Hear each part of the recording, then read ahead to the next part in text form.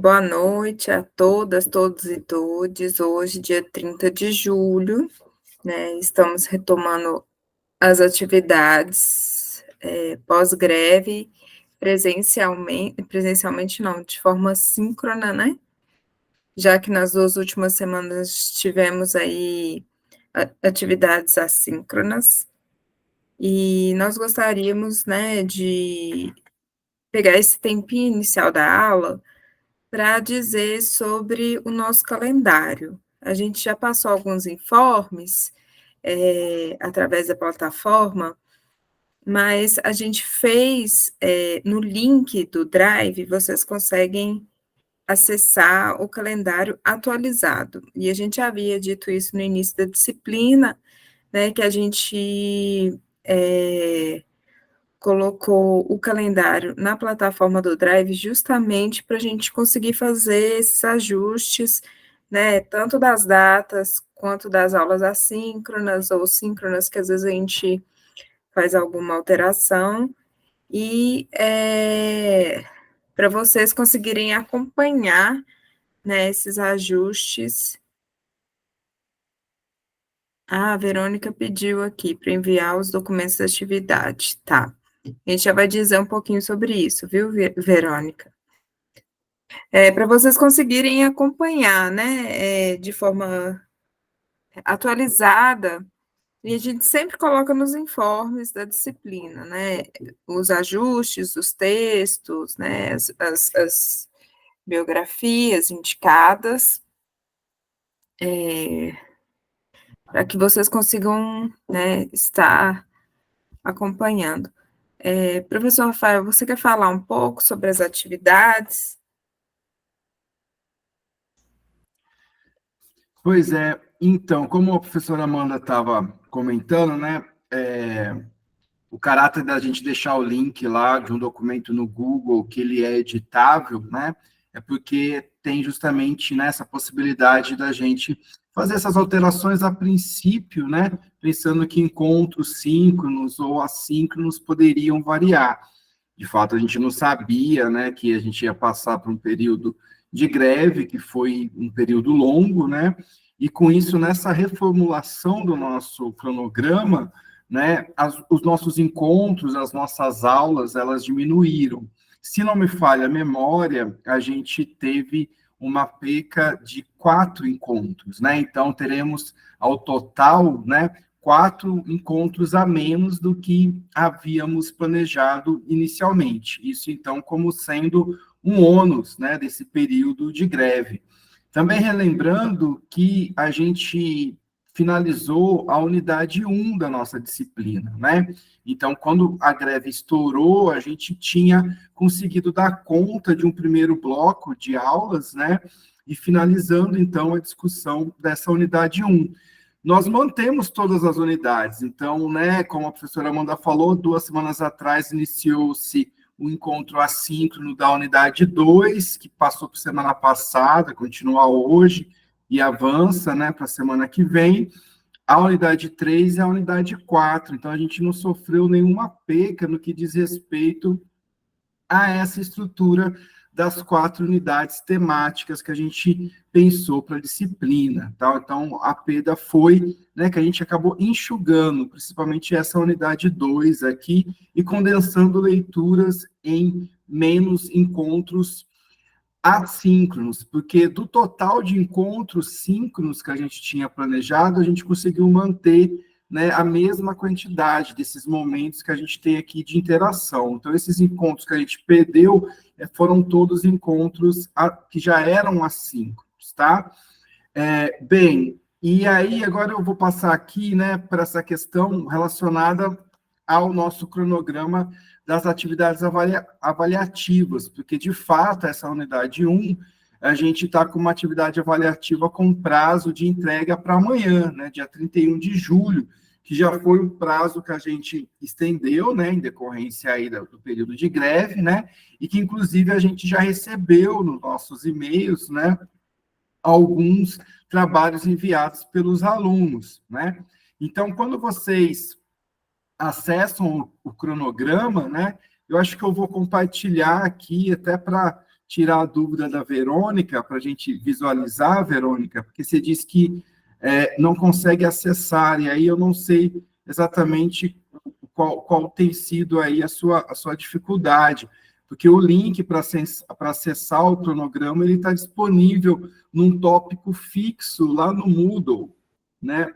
No caso da Amanda, Verônica, é a atividade que ela falou que tá com dificuldade de acessar.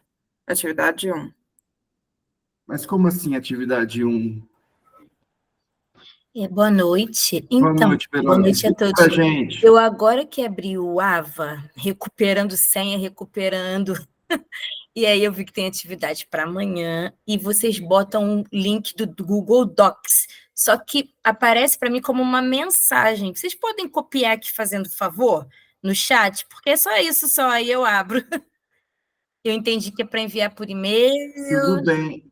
é Eu, só eu, isso. eu, eu copio aqui, mas mesmo aparecendo como você falou, ele é linkável, né? Então, você clicando, você consegue entrar também, mas está aqui no chat agora. Consegui, Eu vou compartilhar aqui só para a gente visualizar como está. Pode ser, professora Amanda?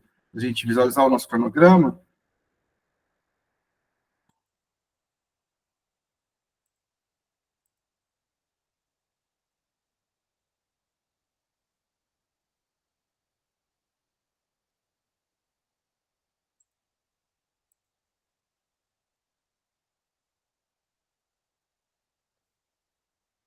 Então, vocês conseguem visualizar, né? Sim. Deixa eu só dar um zoom aqui. Então, a gente tem aqui, como eu tinha falado, essa unidade um que a gente conseguiu trabalhar até antes da greve, né? Com esse bloco aqui, dessas 4 aulas. E aí a gente tem como proposta de atividade aqui, a partir da leitura das aulas anteriores, ou seja, de todas essas aulas que têm esses textos com os links aqui, para que os textos sejam acessados, né? Propõe uma atividade sobre o abril indígena para o público escolar. É necessário citar pelo menos 2 autores, né? Número de páginas de 3 a 5 páginas, uma atividade valendo 35 pontos, com esse prazo para amanhã.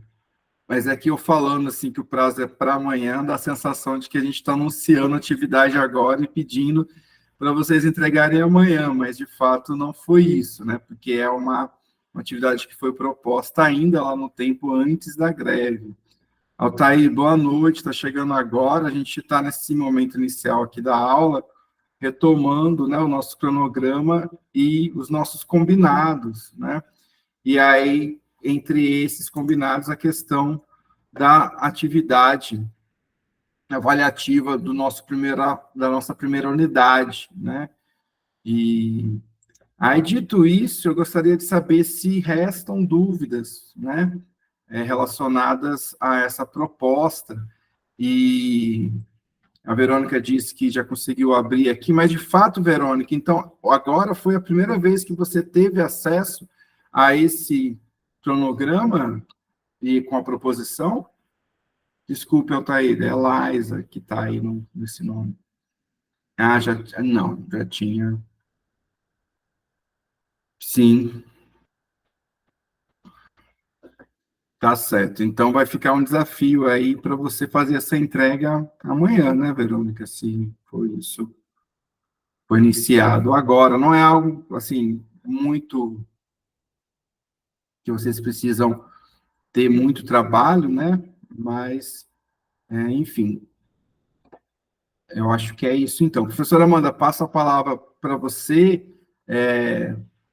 Talvez aqui só correr aqui, né, com essa unidade 2 que a gente está com essa temática, o ensino das temáticas indígenas nas escolas, como a gente disse, que envolveu o nosso retorno no dia 16 com o encontro assíncrono, né, a nossa aula passada também, né, também com o encontro assíncrono, e a gente chega aqui hoje, né, com esse nosso encontro síncrono, né, nessa unidade 2 discutindo dentro dessa temática, né, o ensino da temática indígena na escola, e finalizamos essa unidade 2 na aula da semana que vem, né, também com encontro síncrono. Aí a gente avança para a unidade 3, olha lá, no dia 13 também, com encontro síncrono. Então, como eu disse, as aulas síncronas, em sua quantidade, foram mantidas mesmo com a greve, né? E com 2 aulas aqui da unidade 3 e finalizando, né, uma aula síncrona com a unidade 4, com o tema das biografias indígenas, né? Então, eu acho que, por hora, é isso. Eu vou parar a apresentação aqui. Parece que a professora Amanda saiu, ela deve ter tido algum problema de conexão. Deixa eu só visualizar aqui.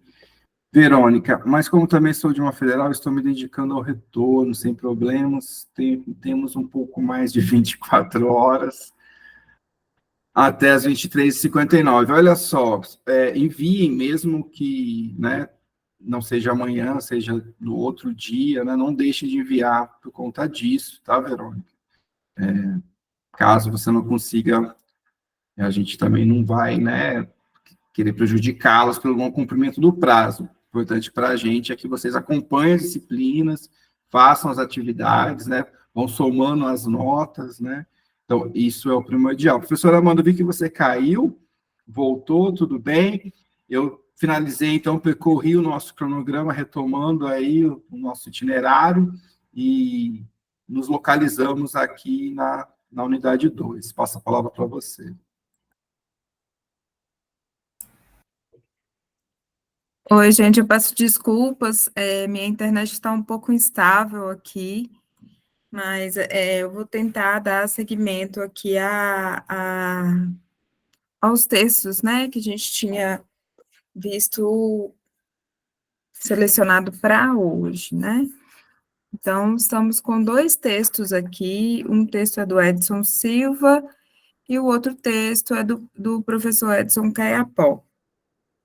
Eu vou fazer uma breve discussão e tentar dialogar aqui com vocês sobre alguns temas que atravessam o texto, e eu acho que, como ele tem uma linguagem bem assertiva e simples, né, eu acredito que é um texto que tem um formato um pouco mais diferente daqueles outros textos que a gente havia lido no início da disciplina. Então, por isso mesmo, eu havia dito para vocês, né, que para vocês não se preocuparem, né, com o linguajar dos textos iniciais, né, que logo depois a gente iria se deparar com esses outros textos, né. E aqui eu acredito que ele escreva propriamente para os professores, né, os professores, já que ele coloca como um dos temas centrais a Lei 11.645. E eu achei um texto, né, embora ele esteja um pouco desatualizado, é um texto que ainda ele está circunstanciado nas questões contemporâneas, mais contemporâneas. E ele apresenta, então, o autor, ele apresenta o cenário, né, que está relacionado à publicação da lei, né, eu não fiz nenhuma preparação, tá, gente, hoje de um PowerPoint, porque, inclusive, como é um texto mais fluido, eu achei que seria interessante trazer algumas questões mais para o debate com vocês, do que passar ponto a ponto, tá? Aí ele fala também sobre o reconhecimento dos índios, aí ele coloca essa categoria entre aspas, para destacá-la, né, e dar, eu acho que aqui, ressaltar a inviabilidade do uso do termo, né, então, reconhecimento dos índios como povos indígenas, porque índios, né, além de ter aquele de estar ancorado naquela questão, né, da invasão do Brasil e de se achar que aqui havia chegado nas Índias tem a ver também com uma construção monolítica, né? Uma construção do entendimento dos índios como algo em si mesmo, né? Então, eu acho que já povos indígenas, você traz, o uso do termo traz a pluralidade, né? Uma diversidade, e a questão própria de entender as questões específicas de um povo, né? E aqui ele também traz no texto alguns indicativos de mudança que contribuem para a desfolclorização, a desestereotipização e desexotização dos índios como povos, né? Como seres, povos, né? Que estão em lugares que são nos recônditos, né? Nas florestas, que usam vestimentas específicas, né? Como questões que dizem respeito ao acesso àquele imaginário estereotipado que a gente tanto vê, né? Ainda, infelizmente, em alguns livros, novelas, na mídia de uma forma geral. Professor Rafael? Só me permita, professora, já que você disse que não vai ficar muito presa a uma apresentação e que vai trazer elementos para o debate, eu acho que, então, tanto eu como todos nós aqui podemos fazer, né, algumas contribuições ao longo da sua fala, e eu acho que até também a gente contribui com a dinâmica da aula. Uma coisa que me veio à cabeça nessa primeira parte que você falou, né, primeiro, essa questão, né, que nós temos ouvido ultimamente, de que quando a gente usa a palavra índio, já tem alguém, às vezes, próximo para nos corrigir e dizer, olha, não se fala mais índio, é indígena, né? E isso é uma discussão muito interessante, né, que você pontuou agora, porque, de fato, a categoria índio, ela é carregada, então, de uma série, né, de visões deturpadas, em sua maioria, de visões negativas sobre esses povos indígenas, né? Então, de fato, quando a gente vai para a história da palavra índio, a gente vai ver que é sempre uma conotação pejorativa, né? E por isso que povos indígenas é um termo que, né, é mais abrangente, mais adequado, e passou a ser reivindicado, né, pelos próprios povos indígenas e pessoas que trabalham com a temática, né? Isso é fundamental. Mas a gente não pode cair, né, numa armadilha de pensar que sempre que a palavra índio é proferida, né, é falada, ela automaticamente está vinculada a esse sentido pejorativo, né? E aí, eu digo isso porque eu me deparei esses dias na sala de aula em que um estudante quis citar, né, foi citar a legislação de defesa dos povos indígenas na Constituição e que está no capítulo que se chama dos índios, né? Os 2 artigos da Constituição estão lá dentro desse capítulo maior chamado dos índios. E o estudante foi lá e reescreveu, né? Ele apagou a forma como estava na Constituição, né, para não ficar dos índios, e para ficar dos indígenas, né? Argumentando de que não poderia mais usar o termo índio em hipótese alguma, né? E isso é interessante porque, na verdade, a gente está falando, né, no caso de uma categoria que é histórica, tanto no sentido do seu surgimento, mas como que ela vai sendo mobilizada ao longo do tempo, na história do Brasil, e a época da Constituição, a categoria que se utilizava era índios, né, no sentido ainda tal como está lá no texto constitucional, né? Então, pensando aqui que a gente não precisaria, ou não seria necessário a gente mudar a Constituição, né? Mas simplesmente a gente tem em mente uma contextualização dessa categoria sem sempre atribuí-la a algo negativo, e pensar que o problema do termo da categoria índio é o sentido pejorativo que historicamente foi atribuído, mas que esse termo ele vai aparecer em vários momentos e por si só não é algo negativo pronunciá-lo. E aí, você quer pontuar alguma coisa sobre isso? Porque eu queria falar sobre folclore e lenda, mas então, vamos lá. Reaja à questão do índio aí, por favor. Não, eu acho que a gente tem que tomar um cuidado também para não cair numa vigilância despropositiva, né?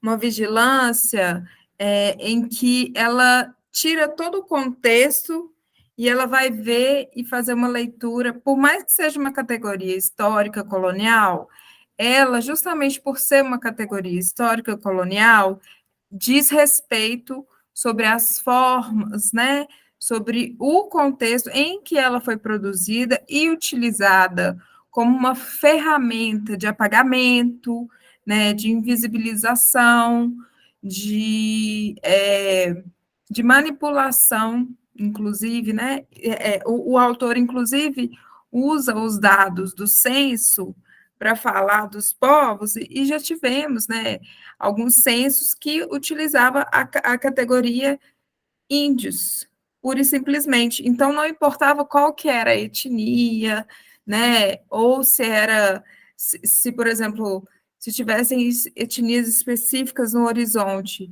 se fugisse a qualquer uma delas, fosse uma etnia, né, que tivesse se autodeclarando, né, como uma etnia nova, isso era visto como uma invencionice, né? Então, a gente tem que ver como as formas de apagamento que são manipuladas, né, pelo Estado, no sentido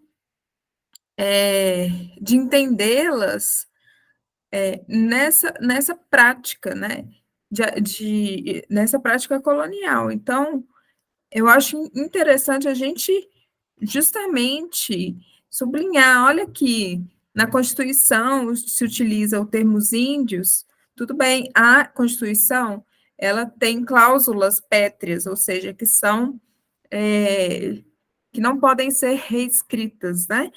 Mas o que também é feito a respeito disso, né? Povos silvícolas também, a gente vê isso na Constituição. Então, a gente está falando da década de 80, era essa visão. Por que ainda era essa visão que se tinha sobre os povos indígenas? Então, vamos voltar e tentar entender um pouco disso, e como o movimento indígena, né, como o autor cita aqui, né, formas de mobilização que são motores, né, que produzem repensar essas classificações que partem de uma demanda dos povos indígenas, justamente dos indigenistas, que, por exemplo, atualmente acaba por reivindicar o Dia do Índio como o Dia dos Povos Indígenas, né? O Ministério dos Povos Indígenas, a gente não está falando Ministério do Índio, né? E que tem como protagonista justamente essas pessoas como pessoas políticas. Alguém quer... professor Rafael Almeida. Boa noite, professora. É porque eu dou aula pro Fundamental 2, pequenininhos, 11 anos. E aí, assim, pedindo mesmo uma ajuda. Eu sempre trato com eles que o termo índio, ele tem uma categoria muito mais política, da luta política desses povos, na década de 80, esse que a senhora acabou de falar aí no final, de ver esse contexto histórico em que eles estão lutando enquanto unidade, para hoje a gente está ressignificando o termo nessa diversidade, né? Mas uma coisa que os alunos sempre colocam em xeque, né, e é uma coisa que a gente tenta trabalhar sempre, é então como lidar com essas tantas diferenças desses povos indígenas, né? E aí eu acabo parando com eles a aula e falo assim, galera, a gente não vai conseguir estudar todos. Então a gente vai citar alguns aqui como exemplo, e a gente vai ter que ficar com esses exemplos. Os outros a gente só precisa saber que existiram no final dos contos. Mas ao mesmo tempo eu sinto que é uma resposta muito insuficiente, né? Que a gente fica numa redundância do tipo assim, olha, a gente sabe que existe isso tudo, só que a gente não vai dar conta disso tudo.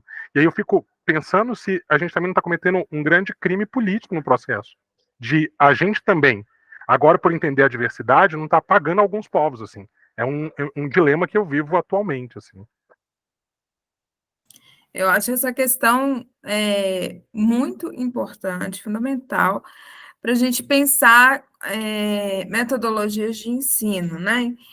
Então, uma das sugestões, que inclusive o Edson faz no finalzinho do texto, né?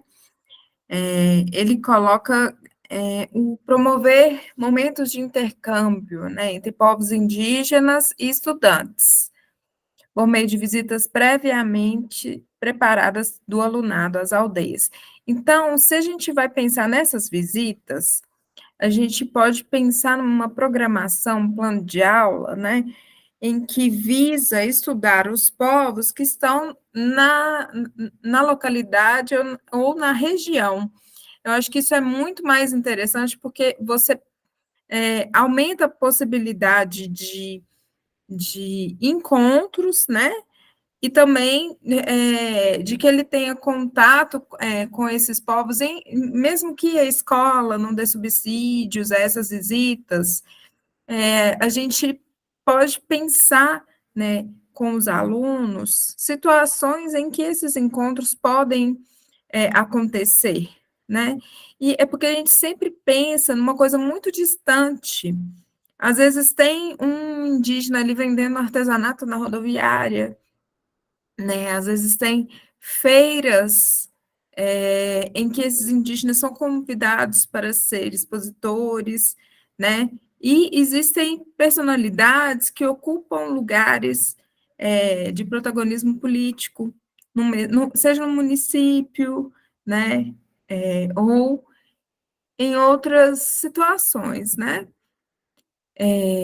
Aqui, por exemplo, onde eu estou, em Belo Horizonte, a gente tem aqui na região de Brumadinho alguns indígenas, mas também temos alguns indígenas expositores aqui nas feiras, né? Inclusive, tem alguns municípios que promovem esses encontros. Então, às vezes a gente passa por esses sujeitos, né, e a gente não consegue lê-los como sujeitos indígenas, e aí está, né, essa questão de achar que muitas vezes no meu município não mora nenhum indígena, né? Seria importante, talvez, fazer uma consulta em dados dispostos ou pela Secretaria de Educação, que às vezes faz um levantamento de alunos indígenas na região, aí às vezes achando esses alunos, consegue achar as famílias, e aí como eles estão inseridos nesse município, né?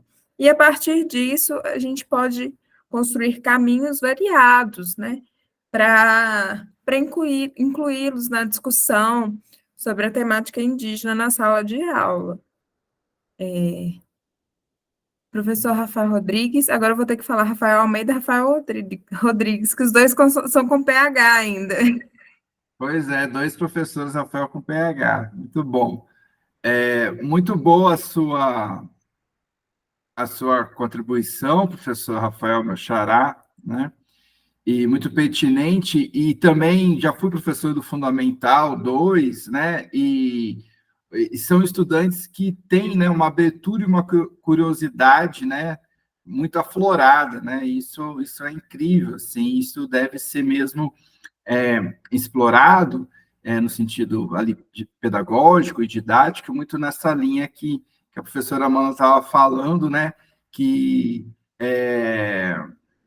trazer dados, por exemplo, de quantos povos indígenas temos, né? E o IBGE, por exemplo, 2010, quando você entra lá no site, você consegue ir colocando o mouse município por município e vendo quantos autodeclarados indígenas tem naquele município, né? E muitas vezes a maioria das vezes são municípios que não têm uma terra indígena demarcada, e eu já me deparei com a situação de estar numa cidade que tinha 250 indígenas, né, autodeclarados, assim, uma cidade do interior paulista. E aí ficava aquela situação, poxa, mas quem são esses indígenas, onde que eles estão? E aí, vez ou outra, eu conseguia fazer essas conexões, né, e levar esses indígenas para a escola, né, e trabalhar, né, ali com a presença, né, de um lugar que geralmente, no caso, os estudantes não davam como sendo um lugar onde havia indígenas, ou sempre, porque sempre na cabeça deles essa coisa do que o indígena está longe, né? Está um lugar muito distante, então, como assim eles estão aqui? Como a professora Amanda falou, você vai encontrá-los, né? Às vezes no centro da cidade, pela cidade, não necessariamente esses estudantes vão reconhecê-los, né? Porque uma coisa que eu sempre falo para os estudantes, né? A cultura não é só algo que a gente vê, né? Então, assim, não é aquela coisa, vai estar com cocar, vai estar com, né, com colar, não, né? A cultura tem uma dimensão que não é da ordem do visível, né? E aí, mas eu fiquei muito instigado aqui com um comentário que eu acabei de ler aqui no bate-papo, né, da Adriana, que diz: estudar os povos da região é relevante. Até aí tudo bem, mas aí ela continua. Muitos estudantes conhecem nós, indígenas, somente pelo livro didático. Então, Adriana, pelo que eu entendi, se eu não entendi errado aqui, você é indígena. Eu gostaria que você, né, participasse aqui da aula, falando do seu povo, da sua cultura, de onde você está falando, e, enfim, colaborando com a discussão aqui com a gente. Não sei se você pode abrir o microfone, abrir a câmera, enfim, responde para a gente aí. Tudo bem, tá pelo celular, pode digitar, então. Mas se sinta à vontade, viu, Adriana? Se estiver numa situação também que não dá Sou para fazer essa indígena, interação. já temos a professora da aula aqui, ó. A gente não sabia que a professora estava aqui, da etnia Caingangue. Povo maravilhoso. Você está localizado onde? O Caingangue está do interior de São Paulo até o Rio Grande do Sul. Assim, em termos de ocupação tradicional, né?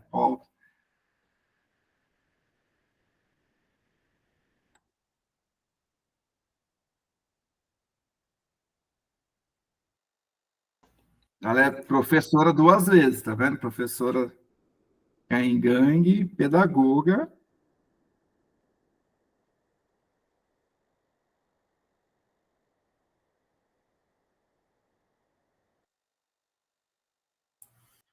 Ah, do Rio Grande do Sul. Rio Grande do Sul, Cidade território tradicional. Erechim.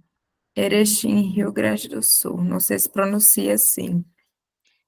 Só mais uma coisa, Adriana, você é professora numa escola indígena da comunidade ou você trabalha numa escola não indígena?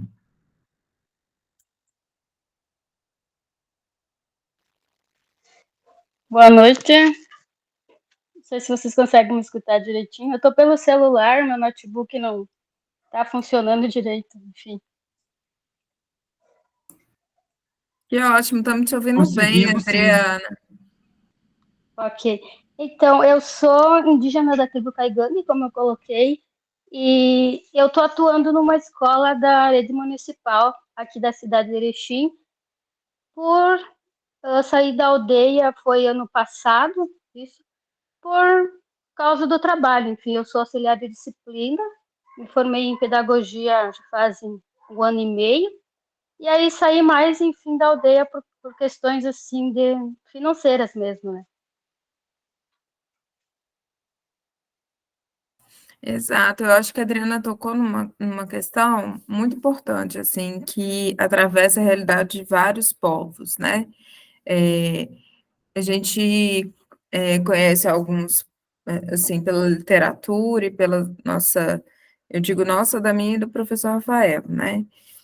Pela nossa experiência, né, com povos indígenas, que essa questão às vezes, muitas vezes, da migração, né, ou um deslocamento que não seja para migrar para outro lugar, estabelecer família em outro lugar, fora da aldeia, né, ou esse deslocamento, cidade, aldeia, cidade, pode ser uma coisa cotidiana, não sei qual que é o caso da Adriana, mas, assim, atravessa a realidade de muitos indígenas, porque justamente não encontram formas de se estabelecer, né, financeiramente na aldeia. Então, busca essas outras oportunidades de trabalho fora, né, da aldeia, em contextos como esse, né, na sala de aula, e dentre outros, né, que podem estar relacionados, por exemplo, até a um trabalho extrativista, né, voltado para uma demanda capitalista, né, e aí a gente vê muitos indígenas migrando para trabalhar em grandes latifúndios, e monoculturas, e assim como tem alguns que migram temporariamente, tem alguns que migram, estabelecem família e ali ficam, né, nos centros urbanos, e tem alguns que depois que aposentam, né, anos morando na cidade, sempre em algumas situações retornam, né, para ver a família, mas ao se aposentarem voltam e ficam com os filhos, né, que muitas vezes estão, ou outros parentes que estão na aldeia. Então, o que a gente percebe é uma situação de grande fluxo de pessoas indígenas. E esse fluxo se dá por razões pessoais ou por ameaças, né, em que muitos têm a própria vida colocada em risco e tem que sair, né, do território indígena, para uma, por exemplo, por uma ameaça de fazendeiros, né, que muitas vezes saem, como a gente vê os conflitos ali, os povos Guarani e Kaiowá, né, que é uma ameaça diária, né, é um conflito eminente, muito violento, então alguns migram, né, para outros lugares. Então a gente tem várias razões que levam a esses fluxos de pessoas, né, se movendo pelo país. E por isso é interessante a gente, mais uma vez, reforçar aqui, né, que é muito provável que tenha, no município onde você reside, pessoas indígenas, né, por essas razões mais variadas. Professor Rafael, quer falar mais alguma coisa? Adriana, ou mais alguém?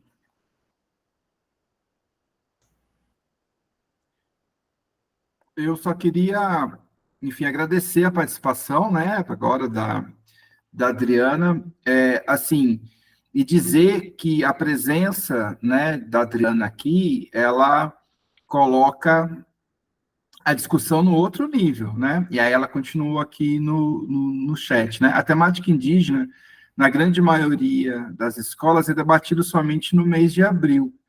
Exatamente, Adriana. E eu fico imaginando, né, você, pelo que eu consegui entender, atuando numa escola não indígena, né, e sendo uma professora indígena, o quão, né, apurado é a sua visão, né, sobre como é tratada a temática indígena na escola, né, do não indígena, né, ou não é tratada, ou como você acabou de colocar aqui, é tratada somente no mês de abril, né?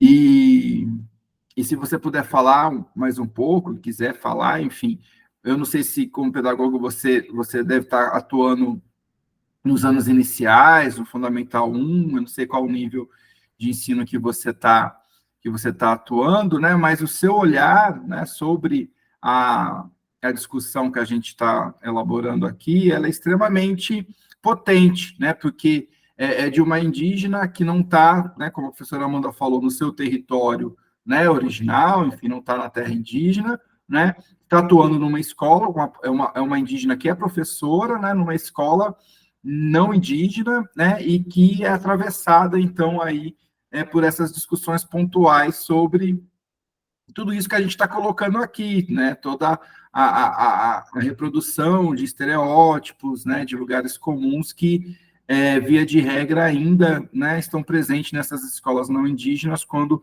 se trata com a temática. Então, é uma grande satisfação, tanto para mim quanto para a professora Amanda, tê-la presente aqui com a gente, Adriano. Mais uma vez, muito obrigado pela sua maravilhosa, riquíssima contribuição. Então, outro ponto que eu queria trazer aqui, com relação a isso que a professora Amanda disse, né? Quando a gente fala de povos indígenas no Brasil hoje, a gente está falando de 40%, que 40% dessa população não estão nas terras indígenas, né? Então, assim, não estão nas terras indígenas por essas questões que a professora Amanda está falando, né?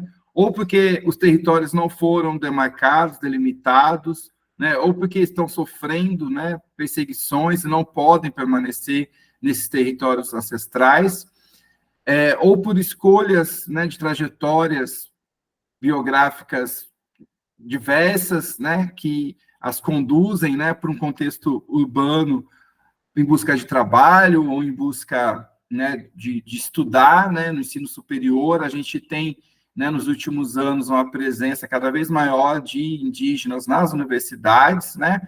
Infelizmente, a maioria desses estudantes indígenas estão em universidades da rede privada, né, em universidades, né, particulares das cidades, né? E outra parte estão nas universidades públicas, mas então, de toda forma, precisam sair de seus territórios tradicionais e estão, né, muitas vezes também em busca de trabalho, como a professora Amanda falou. Então, mais uma vez, né, essa imagem desse indígena de Cocá, num território distante, no interior da floresta, né, ele é muito pouco representativo, ou diz muito pouco das diversas realidades indígenas que a gente tem no país, né? E é isso que precisa ser, né, reproduzido e ensinado nas escolas não indígenas de uma maneira, assim, muito persistente, né? Porque a gente teve séculos, né, de uma representação de um indígena que vive nas nossas cabeças e tão somente. E aí eu queria pegar, vou te devolver a palavra, professora Amanda, mas só para fazer o gancho com o que eu tinha falado, né, eu prometido falar sobre folclore e lenda, né? Esses dias na Copa, né, almoçando com outros professores, surgiu esse termo folclore, e alguém comentou que tinha ouvido falar que não se pode mais dizer folclore, né, que não se trata de folclore. E um outro professor ficou curioso, né, para saber, mas por que não? O que tem de errado, né, com a palavra folclore, né? A palavra folclore também é uma palavra que é carregada de muito exotismo, né, que é carregada de muitas visões deturpadas, né, além de ser uma expressão estrangeira no sentido da língua inglesa, né, mas, para além disso, né, também denota ou representa conhecimentos, né, o folclore faz referência a elementos culturais, mas sempre na chave de coisas que são menos complexas ou importantes que uma cultura, essa sim, elevada. Então, por exemplo, a música clássica, né, a pintura greco-romana está na chave da arte clássica, né? As expressões afro-indígenas brasileiras, todas elas, né, estariam na chave do folclore. Então, existe uma hierarquização, né, com relação às manifestações culturais, e por isso folclore ele remete, né, a uma categorização, via de regra, né, negativa dessas manifestações culturais indígenas e também afro-brasileiras aqui no Brasil. E a lenda também, porque a lenda está muito próximo de uma história falsa, ou de uma meia história, no sentido de que há uma história oficial e existem as lendas, né? Uma referência vaga ao mito, no sentido de que não se tratam de narrativas suficientemente sérias ou que devam ser levadas a sério, né?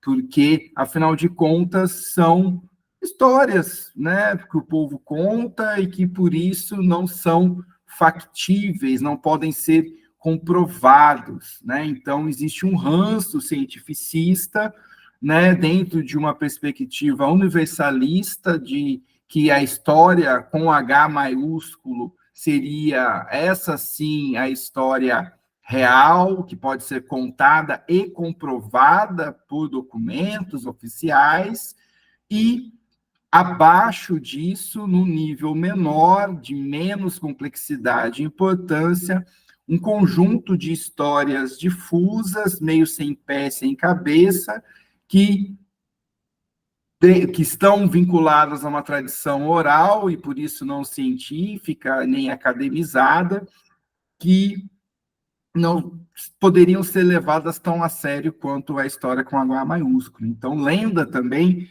é uma categoria aí que está nesse ranço, né, dessa... E aí eu deixo 3 pontinhos, já passo aqui a palavra para o meu xará, professor, grande professor Rafael. Vai lá, professor. Professor, pensando nisso que o senhor acabou de falar, a gente pode então tratar como religião, ponto, né? E não fugir dessa categoria. Ou não?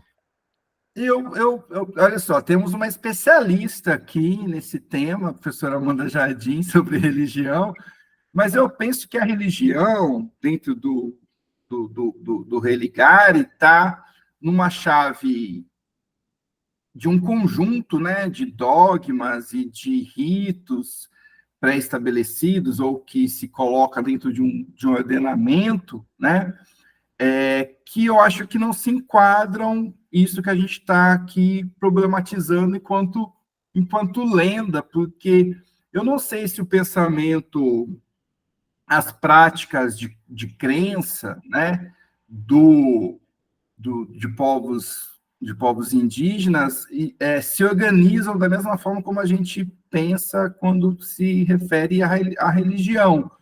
Mas aí agora eu passo aqui, pula a fogueira aqui, joga para a especialista Amanda. Especialista nem tanto, tá? Olha, não, é porque eu estudo questões associadas às práticas religiosas, né, de alguns povos indígenas, rituais, né, práticas rituais. Se a gente coloca isso na chave da crença, do costume, né, a gente está colocando isso, lembra daquelas questões das categorias que a gente vai usar para ler aquela realidade? Essas já foram categorias que foram utilizadas para subalternizar, né, colocá-los como inferiores. Então, se a gente coloca, por exemplo, um dos mitos, né, que são chamados de mitos. Mito também é uma outra categoria, né? A história da cobra grande, que é uma história que é muito recorrente, aparece em alguns livros didáticos, para explicar, né, ou outras histórias que explicam o surgimento do mundo e que não vão ser tais como uma que seria Adão e Eva, ou a teoria do Big Boom, né? E aí, como é que é? Big Bang. Big Bang. Acho que você confundiu com Confundi, Baby Boomer, alguma coisa Baby assim, tudo Boom, bem. confundi. Se você utiliza a categoria religião para fazer essa leitura, você tem que utilizar também para o que é dito ciência com C maiúsculo. Então, as proposições que são colocadas lá no surgimento das partículas que vão, né, as moléculas que vão uma se unindo à outra e criando corpos, né, e criando unidades que vão se transformando, vão fazendo aquela seleção, né, de acordo com Darwin, e isso também vai ter que ser lido pela categoria religião. É como se isso fosse uma crença. Então, se a gente vai chamar, né, o mito, né, o mito indígena de crença, ou a história indígena de crença, a gente tem que chamar todos os nossos aportes científicos também de crença. O que a gente está propondo aqui é balizar, colocar todos de forma horizontalizada. sem hierarquizar ou dar um peso maior de valor científico para uma e para outra. Então, por exemplo, essa é uma atividade interessante de se fazer, embora seja bastante polêmica. Eu já tentei fazer isso na escola, né, com Fundamental 2, inclusive, quando eu estava como professora, porque traz valores, né, morais que partem de um universo religioso. Então, se você coloca Adão e Eva, aí, por exemplo, a questão do Adão e Eva, e essa questão que está relacionada a essa ciência com C maiúsculo, vai falar, mas a professora ensinou, a professora de ciências ensinou que isso é mais importante do que a questão bíblica e tal, e tal, e tal, né? Mas é bom dar um nó na cabeça das crianças, mas às vezes é um nó que a gente não consegue desfazer ali muito facilmente, né?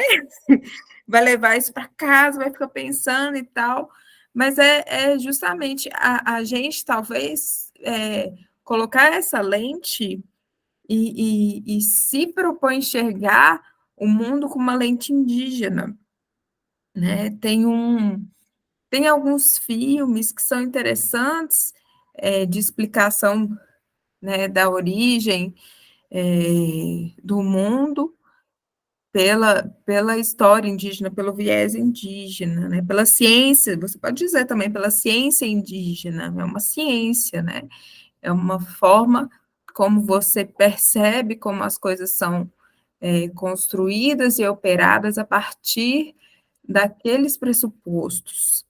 É difícil, esse é um exercício muito difícil, um pouco, um tanto quanto filosófico, talvez, para trazer para as crianças. Mas eu acho que vale a pena, né? Mas tem que ter fôlego, porque vão surgir essas questões que giram em torno, né? Por exemplo, de crenças, religiões e tal, são bem polêmicas, né?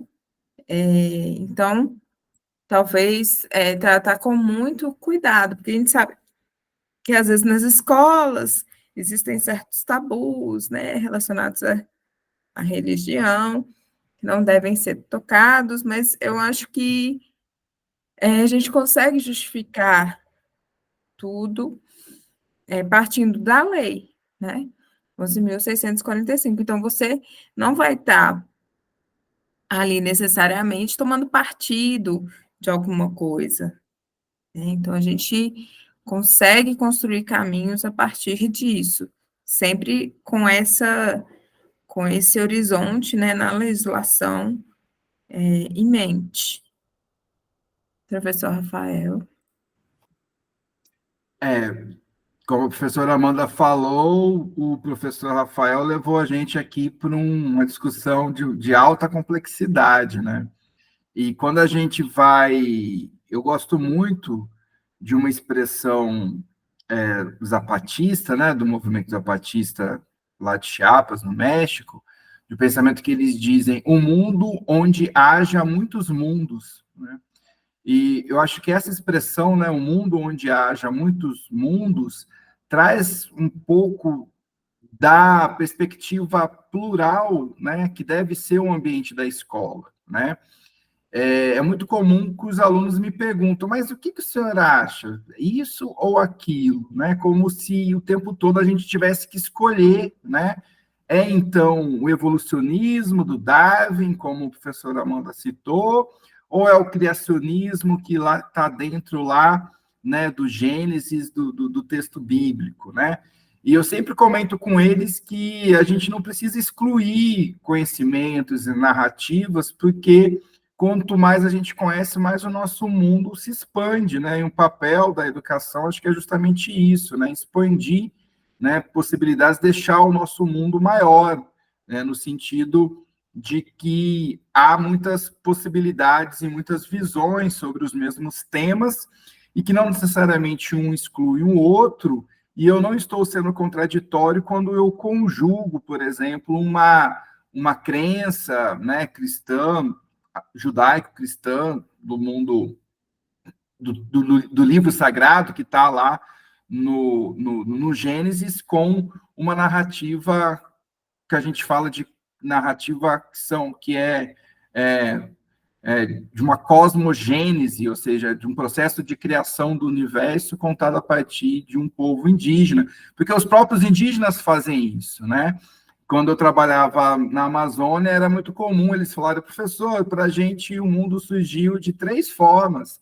E eu falava assim, poxa, mas como assim 3 formas? Não, porque para a gente surgiu a partir da cobra ancestral, que é essa referência que a professora Amanda falou, né, que a gente foi todo gerado no ventre de uma cobra ancestral, e a gente também depois aprendeu, a gente leu com os padres o Gênesis, né, com a criação do mundo através de Adão e Eva, e depois, quando veio a escola, a gente também começou a estudar ciência e ver que o Darwin falou da origem das espécies. Então, aqui a gente tem 3 formas, né, de ensinar os nossos alunos aqui da escola indígena sobre esse tema origem do universo. E eles não falavam com pesar, eles falavam com orgulho, né, de que eles estavam compondo, nesse sentido de que eles estavam juntando, né, visões que não necessariamente precisavam, né, uma excluir ou se prevalecer sobre a outra. E percebe que o etnocentrismo, que eu acho que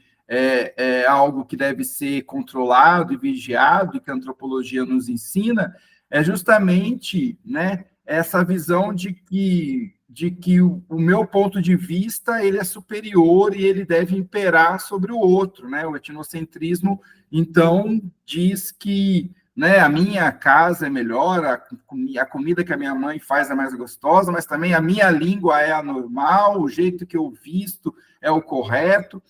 E conforme a gente vai aprendendo sobre diversidade cultural, a gente vai, né, baixando um pouco a bola, no sentido de que, poxa, né, existem muitos jeitos, né, não existe uma só casa, existem muitas casas, não existe um só jeito de comer, existem muitos jeitos de se alimentar, não existe só um vestuário, existem muitas formas de se vestir, e a cultura é isso, né, é um jeito, e há muitos jeitos, né, e essa é a grande riqueza, no fim das contas, né? Essa multiplicidade.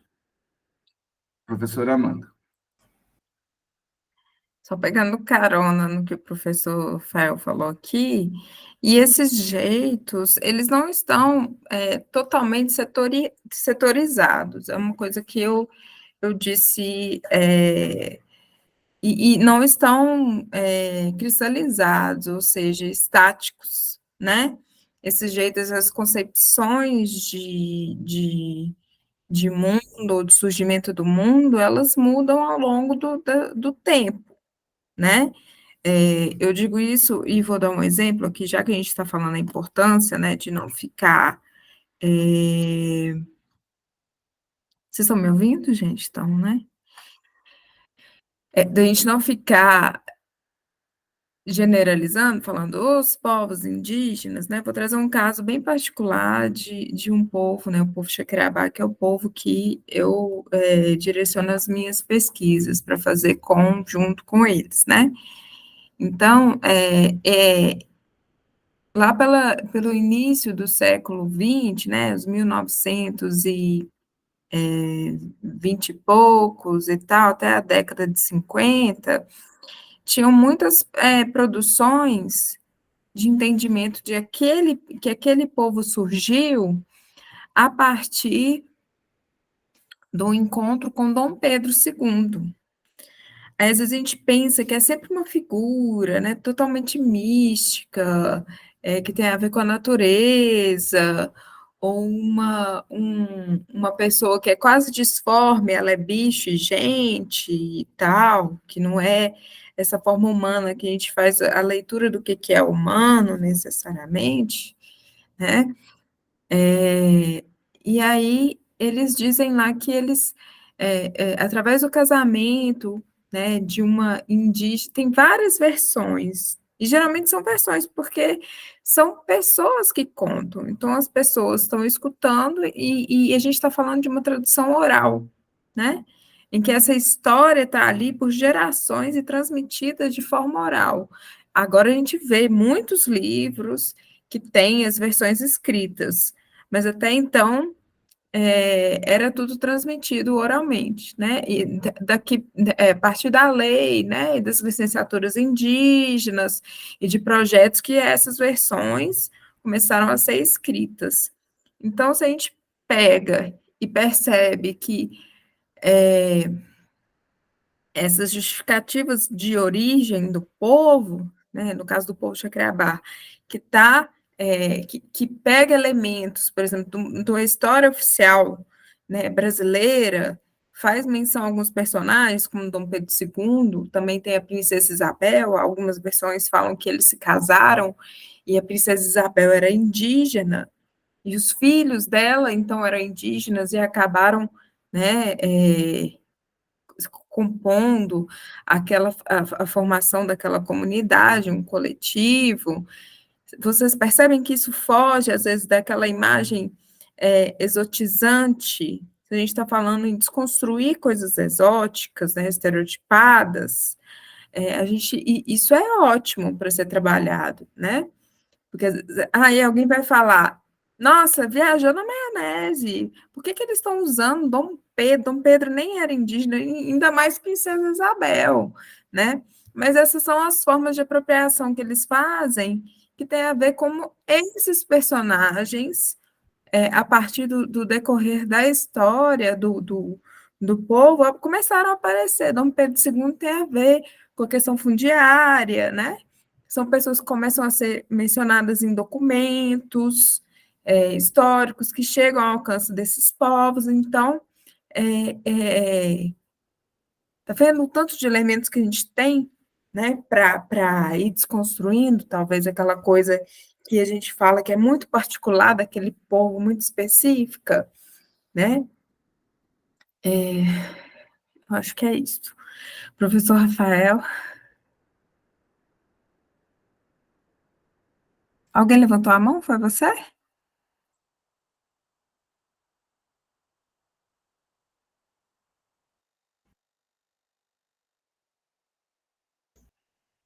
Tinha travado aqui o microfone, não estava conseguindo liberar. Não, essa história que você contou é maravilhosa, e eu me lembrei de uma história também, bem rápida, que eu acho que ilustra muito, né, a forma como você disse, né, esses jeitos, essas culturas, elas não estão separadas, elas vão se compondo, vão se entrecruzando, e os indígenas, de uma maneira geral, ou nesses exemplos que a gente está trazendo aqui, vão se apropriando, né, de elementos históricos e fazendo com que isso ganhe sentido e suas próprias narrativas. A história que eu quero contar lá do Alto Rio Negro, do povo que eu trabalhei, o povo de Sana, que fica na divisa com a Colômbia e Venezuela, no estado do Amazonas, um senhor me contou, né, sobre a origem dos povos indígenas, né? E ele me disse que Deus fez o mundo, né? Colocou seres humanos no mundo todo, mas não colocou seres humanos na Amazônia, né? Lá ficou um vazio, assim, sem ninguém, né? E aí, Nossa Senhora, né? Nossa Senhora viu, né, que na Amazônia estava um lugar muito vazio, muito triste, sem gente. Aí ela foi e conversou com Jesus e disse e falou com Jesus: olha só, né, tem um lugar que não tem ninguém, né, e que precisa ser habitado também. Aí Jesus disse o seguinte: olha, mas a gente já foi criado, né? Os seres humanos já foram criados, não tem mais como colocar a gente no mundo. Mas Nossa Senhora insistiu com ele, né? Maria, né? Insistiu com ele e disse: Jesus, mas a gente precisa colocar a gente lá. Aí Jesus disse o seguinte: olha, então eu vou fazer o seguinte, eu vou dar um pouco da minha saliva. E da minha saliva, você vá até a Amazônia e coloque essa saliva lá, que isso vai fazer com que povos surjam. Aí Maria pega um pouco da saliva de Jesus, vai até a Amazônia, né, derrama sobre o solo da Amazônia, e aí povos indígenas surgem lá, né?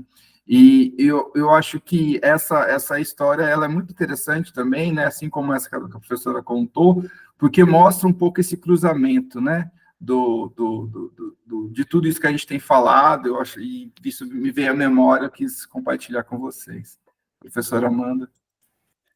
Outra que recentemente eu fiquei sabendo é que no movimento indígena, alguns povos estão, né, reivindicando a figura do Lampião, né, como indígena, e ele é apresentado, ele e os capangas dele, né, como caboclos historicamente está relacionado, né, a indígenas, né, e alguns povos dali da região onde ele atuava têm, né, reivindicado a própria figura do Lampião ou, né, dos seus capangas como indígena. Então, para a gente ver que, né, que como isso é dinâmico também, né, não está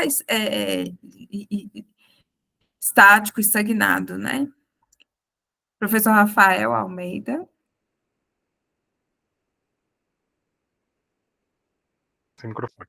Professores, entendi, muito obrigado. E aí eu fiquei com agora uma segunda dúvida, e talvez ela seja a mais incômoda, porque quando eu estou apresentando isso para os alunos, a gente sempre fala sobre o sincretismo e todo o processo de violência que teve por trás disso, né? Eu acho assim importante a gente colocar isso, de falar assim, olha, são povos que foram exterminados, essas terras, né? Só que aí eu fico na dúvida, quando a gente traz um relato como esse, assim, né, da saliva de Jesus, etc e tal, eu vou falar disso como um sincretismo dinâmico, legal, ou foi uma violência colonial, sabe assim? E aí eu acho que é um problema meu, assim, de tentar entender como transmitir isso pra galera. Falar assim, ó, eu sei que os mundos estão aqui, mas isso foi legal, sabe assim? Não que necessariamente eu preciso escolher, mas assim, em que momento. Porque parece que no primeiro. Assim, ouvindo a história eu achei super legal. Mas eu falei assim, poxa, alguém chegou lá um pouco mais forte para falar que Jesus existia e a galera acreditou. E aí tem a forma da resistência, né? De como que eles vão se apropriar desse conto e usar isso para eles. Mas e aí eu fico pensando, como fazer tudo isso na escola? Minha terceira questão, assim. Eu acho que a professora Amanda pode falar muito bem sobre isso, mas eu queria adicionar mais uma camada aqui. A sua pergunta é fenomenal, tá, professor Rafael? É fenomenal, é muito boa mesmo, né? Jesus Cristo, em muitas narrativas, né, indígenas, ele já é esperado, né? Então, em alguns lugares, os povos indígenas, por exemplo, onde eu trabalhei, né, eles contam que esperavam, já tinham visto em sonho os homens andorinhas. Quem eram os homens andorinhas, né? Eram os missionários que chegavam lá de preto e branco, né? E aí, quando eles chegaram à região, eles foram reconhecidos, né? E aí eles foi falado, poxa, a gente sabia que vocês iriam vir aqui, e a gente tem algo para te mostrar. E aí eles mostraram uma cruz, né? Que eles também tinham construído, né? Porque já tinham visualizado isso, o xamã, né? Já tinha visualizado isso em sonho. Então, eu penso que a gente precisa, sim, falar da catequese, né, da imposição, da perseguição que a Igreja Católica, através dos seus missionários, né, impôs em alguns contextos, como o contexto que eu trabalhei, de perseguir mesmo no sentido de proibir, né, as crenças indígenas, de queimar, né, objetos, de destruir, né, práticas, né, mas a gente também precisa levar em consideração a forma como os povos indígenas se apropriaram disso, né? E como eles, em alguns aspectos, venceram no sentido de que passaram a ter o controle das suas práticas, levando em consideração alguns elementos desse cristianismo que chega até ali, né? É uma discussão extremamente difícil e complexa de ser feita, né? É totalmente compreensível o seu dilema, né? O lugar de nós educadores no meio disso, né? Mas a professora Amanda é especialista nisso e ela trabalha muito com um conceito de agência, que quer dizer o seguinte, basicamente ela vai poder explicar melhor, né? Mas, para além daquilo que fizeram com a gente, conta o que nós fazemos com aquilo que fizeram com a gente, né? E nesse sentido, o que fazemos com o que fizeram com a gente diz respeito a esse agenciamento sobre processos históricos violentos, né, que foram impostos e que, de alguma maneira, foram também domesticados, no sentido de que foram apropriados e algo se fez a partir disso. Então, a professora Amanda, como especialista no tema, pode nos ajudar a pensar. Não, dizer que eu adorei sua pergunta. Ela é, assim, super pertinente e maravilhosa, assim. Eu acho que os apontamentos do professor também, professor Rafael Rodrigues, são ótimos, né? O que fazemos com o que fizeram com a gente. Gravem isso. Porque isso você coloca no primeiro plano, não o processo de colonização, né? Você coloca em primeiro plano o ator, né? Aquele que sofreu esse processo, ele criou, a gente não lê o processo única e exclusivamente, né, como apagamento, invisibilização. A gente também tem que ler como estratégias de reformulação, de ressignificar, né? E essa questão que eu acho, eu não gosto muito do termo sincretismo, porque vou explicar de uma forma muito didática, ó. Sincretismo é mistura, não é? Se você pega o café e o leite e mistura, você tem um café com leite. Mas o café com leite é uma coisa completamente diferente do leite e do café, certo? Até visualmente, você vê um líquido de cor marrom, né? Só que quando você fala em secretismo, você sempre vai ver as coisas de forma separada. Você sempre vai ver ou o café naquela prática, ou você vai ver, né, por exemplo, uma prática religiosa, você vai ver o café ou o leite. Você nunca vai ver o café com leite, né? Então, por exemplo, se a gente está falando da Umbanda, você sempre vai procurar ver alguma coisa do catolicismo ou da matriz africana. Mas as duas coisas, como elas foram ressignificadas, você não lê, né? Então, o exercício que a gente tem que fazer, para a gente não cair nessa armadilha, é tentar ler as coisas elas mesmas, né? Como o professor falou, essa visão do xamã. Então, quer dizer que a visão do xamã é indígena e por exemplo, as formas como eles praticam, rezam, é católico. Não, são as duas coisas operando ao mesmo tempo. Então, não tem como a gente ficar apartando, separando as coisas, né? E quando a gente lê sobre a chave do sincretismo, isso que acaba acontecendo, né? Então, a gente pode ver, você mesmo usou um nome que é ótimo, apropriações, né, ressignificações, ressemantizações, que são quando você dá um outro significado, quando você lê um santo como um santo indígena, por que ele é indígena? Né, como alguns povos colocam, por exemplo, São João como um santo indígena, São João Batista, né? Tem algum significado, por exemplo, Chacriabá, eles estão no processo ainda, né, de indigenizar o São Francisco, né, mas ele tem a ver, talvez, com uma coisa muito singular, um significado que foge, por exemplo, à alçada da Igreja Católica, entendeu? De como eles enxergam o santo. Às vezes dialoga, mas nem sempre, sabe? Então, eu acho que é um pouco por aí, sabe? Eu até me perdi aqui um pouco. Eu acho que a sua pergunta é uma pergunta que não tem resposta. Uma resposta fácil, não tem. Eu acho que a gente tem que, porque todos esses elementos que a gente está trazendo, está discutindo aqui, muitas vezes a gente não vai achar de uma forma, no material didático, né? Muito explicado. Eu acho que talvez a gente volte lá naquela questão que você colocou no início da aula, né? Ah, mas como fazer? Qual povo trabalhar? São tantos povos. Não, elege aquele que está mais próximo, e aí você começa a criar um vínculo com uma comunidade, e aí você começa a ver, né, que a gente não pode pegar, talvez, o que uma liderança traz e fala pelo povo, né, ela vai ter um discurso político, né, vai trazer história de luta, muitas vezes vai trazer coisas que estão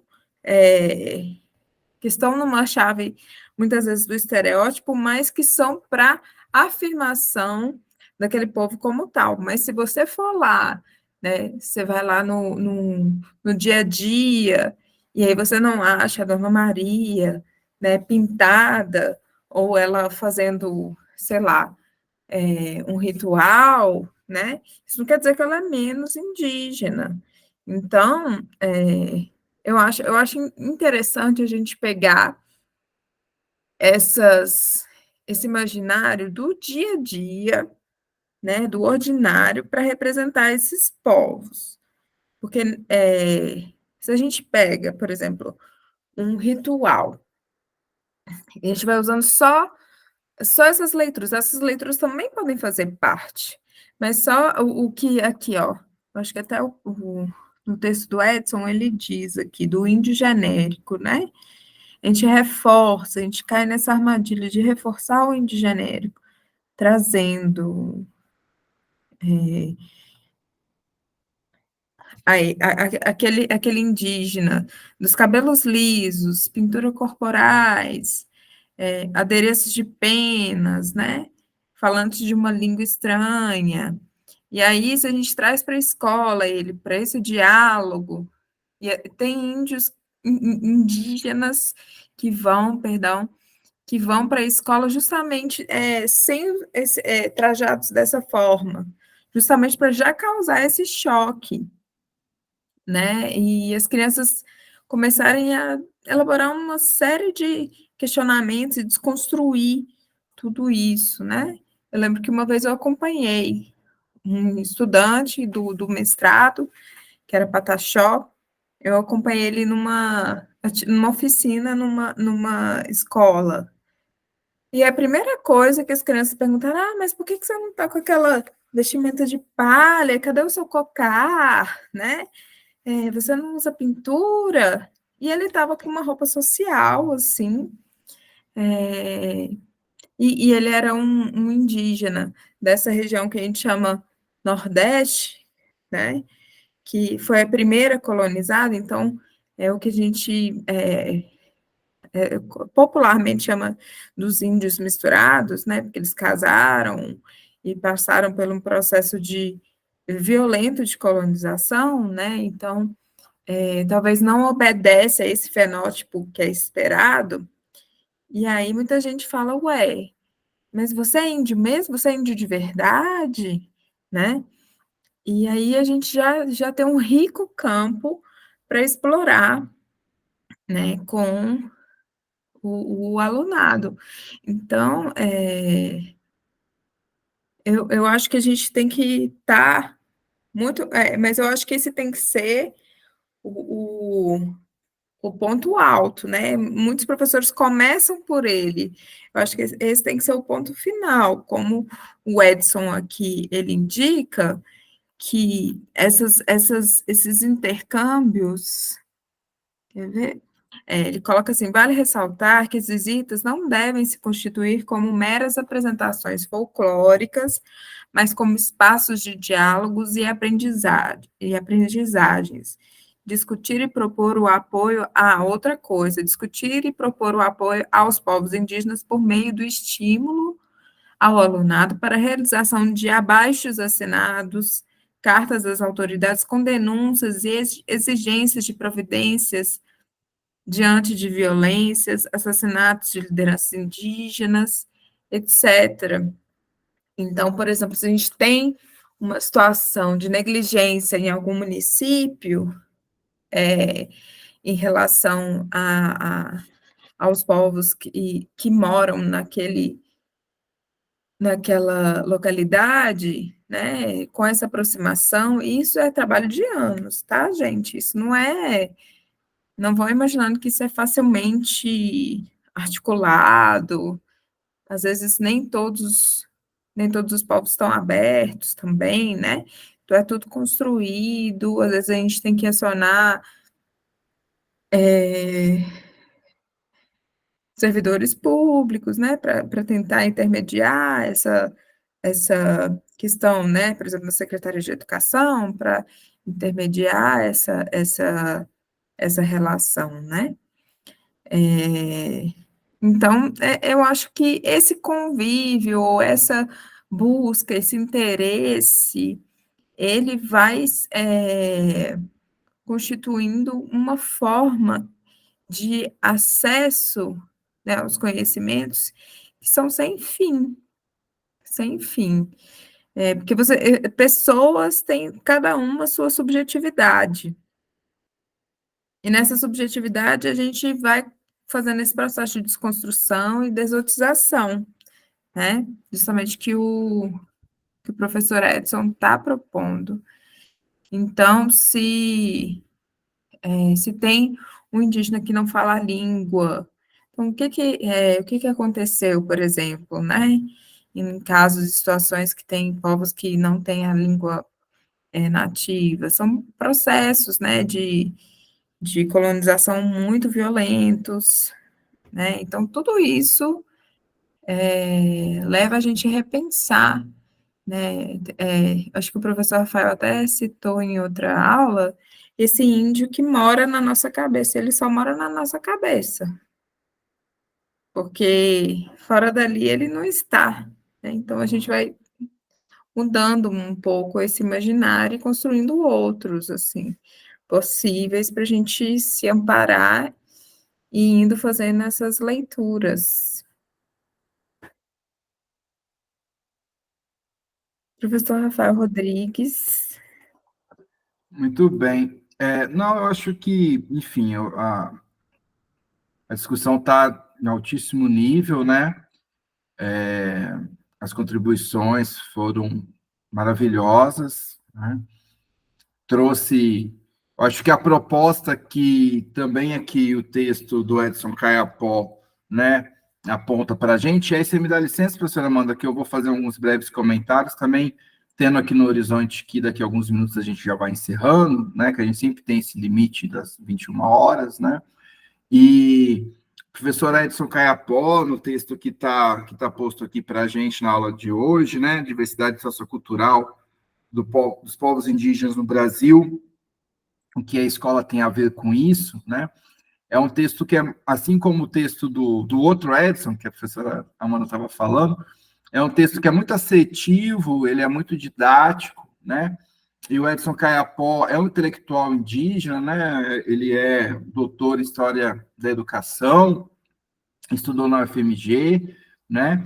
E ele também atua, né, em cursos de formação de professores aqui na Bahia, e ele também é um escritor, né, premiado de uma literatura indígena, né, que é muito rica e muito potente, aí pensando nesses elementos que nós, professores, né, indígenas e não indígenas, podemos e devemos usar na escola, né? Então, eu acho que um pouco disso que a professora Amanda estava falando, das contribuições, das indicações do Edson, do que fazer, do como trabalhar, né? A gente tem toda uma literatura, né? E uma literatura infanto-juvenil, ou seja, uma literatura voltada, né, para esses estudantes das séries aí onde nós atuamos, né?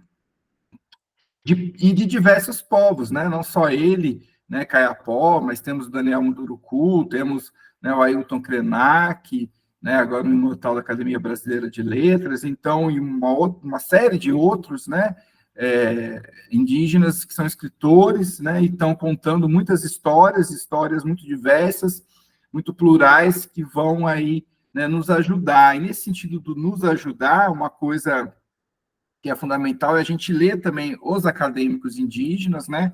E aqui, com relação à discussão sobre educação escolar indígena, né? Destacar aqui a contribuição do professor Gessen Baniwa, né? Que é professor da UNB. Semana passada, eu e a Amanda tivemos o privilégio de ouvi-lo durante a reunião brasileira de antropologia, né? Que é um grande estudioso. Gessen Baniwa vem, né? Aí há muito tempo produzindo muita reflexão, né, intelectual, acadêmica, desde esse ponto de vista indígena, Baniwa, né? Baniwa, ele é da mesma região que eu estava mencionando agora há pouco, do Alto Rio Negro, na Amazônia, e temos outros professores indígenas também, como Felipe Tuchá, né? Professor jovem da UFBA. Então, esses intelectuais indígenas, né, e escritores, né, são fundamentais dentro do nosso processo de formação docente, né? Então, eu queria chamar a atenção para isso, né, que o Edson aqui aponta. Como é importante a gente, enquanto professor, né, passar por uma formação que é essa formação continuada. Então, se na nossa formação inicial, né, Rafael, lá na nossa licenciatura, a gente não teve, de repente, né, um contato, a gente não teve, né, professores especializados na temática, isso não quer dizer que acabou e que, então, não posso fazer nada sobre isso, né, muito pelo contrário, né, a gente precisa, né, enquanto educador, nos responsabilizar por fazer valer, né, essa temática dentro da escola, que muitas vezes também fica relegada aos professores de história, de geografia, né, no ensino médio de sociologia, filosofia, ou artes, né, porque talvez tenha uma aproximação aí mais imediata com a questão das expressões culturais dos povos originários, mas que ele precisa estar presente, né, de uma maneira transversal nos currículos, né, em todas as disciplinas, né, na química, na matemática, na biologia, e isso é possível, sim, de ser feito, existe, né, material disponível para isso. Então, claro, né, que a vida do professor ela é corrida, ela é difícil, mas há uma urgência em a gente se formar, né, para trabalhar com essa temática, né, porque a gente fica naquela, não sei o que fazer, não é da minha área, não tem muito a ver com isso, não vai ajudar. Então, a gente precisa ter força de vontade, atitude e, dentro das nossas possibilidades, caminhar no sentido dessa formação continuada, né? E evidente, a gente precisa também ter uma adequação da grade curricular, principalmente das licenciaturas, né? Para que a temática indígena, a história africana e afro-brasileira seja cada vez mais presente, né? E presente através dessas vozes, dessa produção, né, negra, dessa produção indígena, mas não cair também numa armadilha, né, de confundir, né, uma outra confusão que está generalizada, mal compreendida, é esse conceito de lugar de fala, né, no sentido de que, poxa, eu não sou indígena, então eu não posso falar sobre a temática indígena, só o indígena pode falar sobre a temática indígena, só a pessoa negra pode falar sobre racismo, e não é necessariamente isso, na verdade não é nada disso que a Djamila Ribeiro disse lá no lugar de fala, né? Porque ela vem explicar para a gente que toda fala tem um lugar, ou seja, não existe uma narrativa neutra, né? Toda a emissão, né? Ela pega lá da teoria da comunicação, ela é socialmente referenciada, ela é historicamente referenciada, ou seja, não existe uma fala, né, no vazio, ela sempre está vindo de algum lugar. E, de uma maneira geral, lugar de fala diz respeito muito às narrativas hegemônicas, ou seja, aquilo que se coloca a partir das relações de poder e se constitui como um campo que fica ali concentrado. Então, a perspectiva de quebrar com isso é você trazer outras vozes que historicamente foram silenciadas, né? Vozes de uma perspectiva afrocentrada, vozes de uma perspectiva das mulheres, vozes de uma perspectiva das crianças, dos povos indígenas, das minorias subalternizadas, a gente coloca, né, numa maneira mais ampla, né? Mas em nenhum momento ela está dizendo que necessariamente, né, sobre racismo só o negro irá falar. O que às vezes a gente confunde, né, é lugar de fala com representatividade. Então, assim, quando eu vou falar sobre a temática indígena, né, eu vou falar de qual lugar de fala? De um pesquisador não indígena, né? Eu não vou falar pelos povos indígenas, porque eu não tenho representatividade para isso, porque eu não sou indígena, né? Então, eu não vou falar pela população negra, jamais, né? Pelos quilombolas, mas eu vou falar sobre racismo e sobre povos quilombolas a partir de um educador que sou, antropólogo e que trabalha com a temática étnico-racial nas últimas 2 décadas, né? E anunciar sempre isso, né? E dizer sempre que não estou falando pelos povos, mas estou falando com os povos indígenas, no sentido de produção, e povos, comunidades tradicionais, no sentido de uma produção acadêmica que se faça de uma maneira conjunta, isso é possível, né? Escrever junto com esses povos, né? E lê-los, né, como acadêmicos, e aprender com eles, né, e quando a gente começa a ler, por exemplo, o texto do Caiapó, aqui do Edson Caiapó, o texto do Banil, a gente vai ver eles citando, né, autores não indígenas, né, estudiosos não indígenas, né, então não se trata, nessa escrita indígena, deles apagarem ou negarem uma produção acadêmica que foi produzida, mesmo que tenha sido produzida por pesquisadores brancos, mas produzidas a partir de uma contribuição em termos de conhecimento, né? Então, acho que a gente precisa sempre não, mas assim, ficar atento para isso, porque senão a gente costuma falar, a gente vai chegar num momento em que a gente vai falar, não, só algumas pessoas podem falar sobre determinados temas, e não é isso que a Djamila está anunciando para a gente, né? Outro ponto que a professora Amanda colocou aqui, né, é dar voz aos indígenas, né? Dar voz à população negra, isso em si já traz, né, toda essa assimetria, essa hierarquia. A gente não dá voz para ninguém, a gente ouve, né? A gente aprende com eles, né, com todos, né? Então, porque a gente não dá voz, porque isso já está implícito aí uma ideia de dominação, né, basicamente. A professora Amanda levantou a mão. Não, é só fazer uma pequena observação, né? A gente tem que sempre lembrar, mais do que o que, é como essas categorias, para falar em categorias de novo, né, como a gente estava dizendo antes, elas são utilizadas. Então, não importa muito a vestimenta, né, mas assim, o que o que é feito com isso, né, quais os efeitos disso. E eu acho que, às vezes, a gente está mesmo, né, numa militância, numa vigilância, de apontar o que isso acontece muito na escola, né, um espaço de você, às vezes, se colocar como uma autoridade através das palavras, né, isso, não fala isso não, pelo amor de Deus, isso é horrível, esse termo não se usa mais, você tem que falar assim. Mas muitas vezes aquele que está fazendo esse controle do que é falado, o que pode ser falado e não pode ser falado, muitas vezes ele não sabe o porquê, né? E qual é a história por trás disso?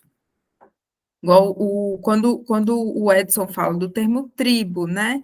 Ele coloca toda uma justificativa que tem a ver com essa questão de a gente ver as coisas de forma mais homogênea, né? E tal. Também para a antropologia, a própria antropologia já utilizou esse termo que tinha a ver como a forma das teorias eram construídas na época, né? Muito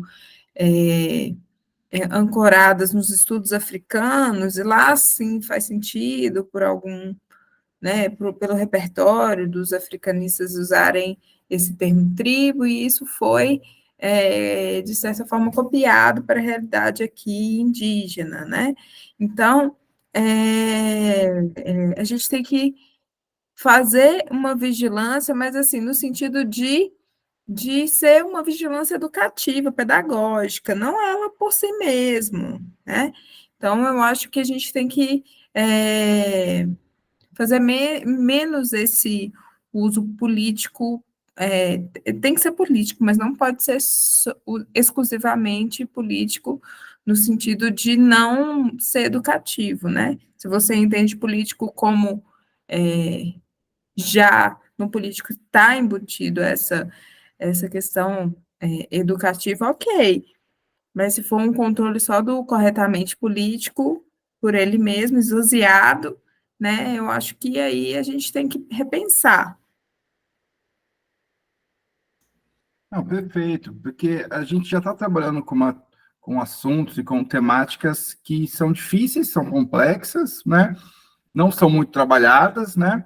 E a gente não pode afastar as pessoas, né? Nesse sentido, assim, eu acho, né? Afastar no sentido, como a professora Amanda falou, de às vezes, né, numa correção ali, você, ao invés de despertar interesse, curiosidade, você acaba criando, né, bloqueios, porque a pessoa vai falar, então eu né, não quero mais saber porque não posso falar, não sei nada do tema, então a gente tem aqui, eu acho que fazer um exercício assim, de aquilo, né, de atrair as pessoas, né, de uma maneira leve, no sentido de que convidativo, né, assim, de envolvimento, né, porque eu acho que isso aproxima mais, porque a gente já está muito marcado por muitas divisões, por muitas separações, e eu acho que isso acaba, né, dificultando as coisas que já são muito difíceis, né.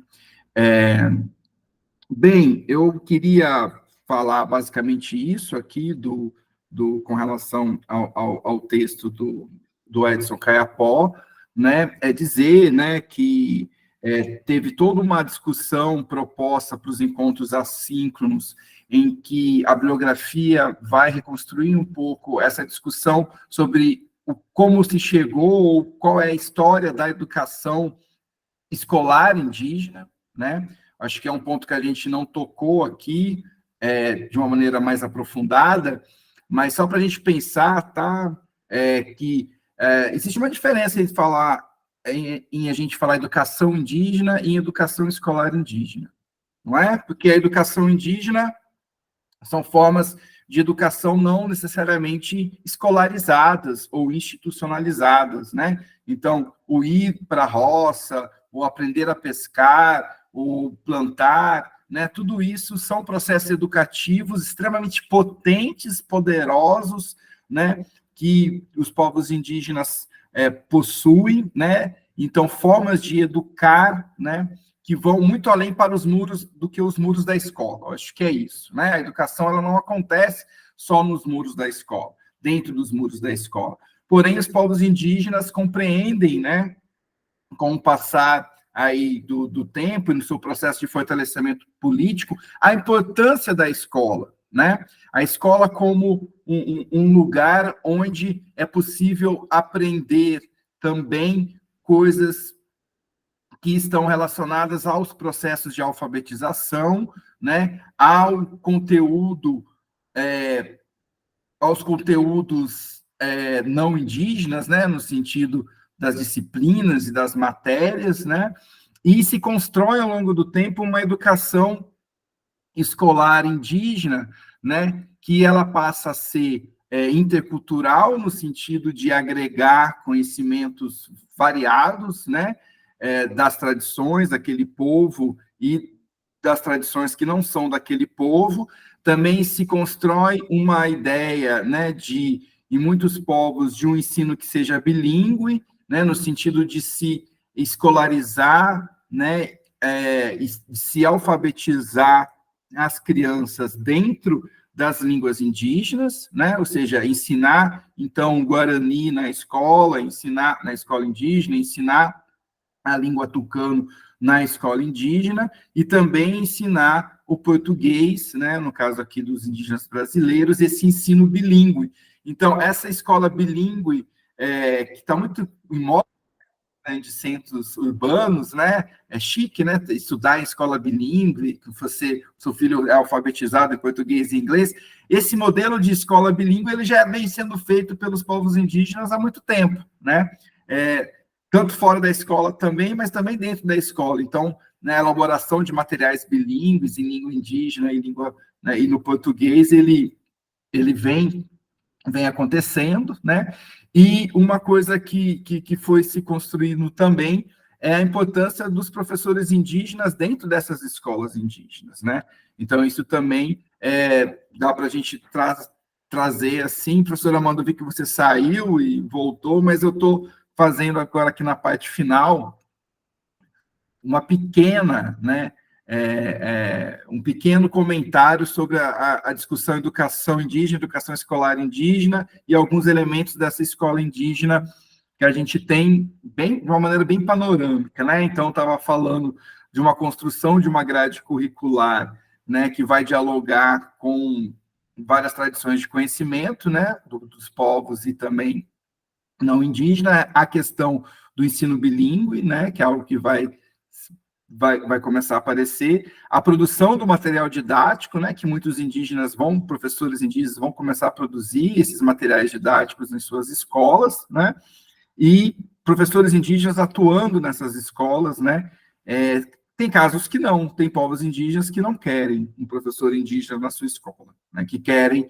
um professor não indígena na sua escola, né, porque compreendem a escola como sendo algo próprio vinculado à transmissão de conhecimento que não é aquele conhecimento do povo.